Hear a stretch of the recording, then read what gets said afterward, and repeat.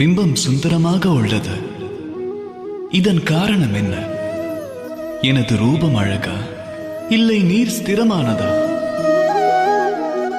இல்லை, இந்த நீரானது தெளிவாக உள்ளது, அமைதியாக உள்ளது. அதே நீர்தான், அதே ரூபம்தான். ஆனால் இது நிலையாக இல்லை, அமைதியாக இல்லை. அக்காரணத்தால் என் பிம்பத்தை இதில் காண முடியவில்லை. கோபத்தின் வெளிப்பாடும் இதுவாகத்தான் இருக்கும். மனமானது அமைதி கொண்டால், நிலையுற்றால், தாம் தம்முடைய ஆத்மாவையே கண்டு உரையாடி அதை புரிந்து கொள்ள இயலும். ஆனால் கோபமானது அந்த ஆத்மாவின் குரலை அழித்து விடுகிறது. ஆக தம்முடைய கோபத்தை அடக்குங்கள்.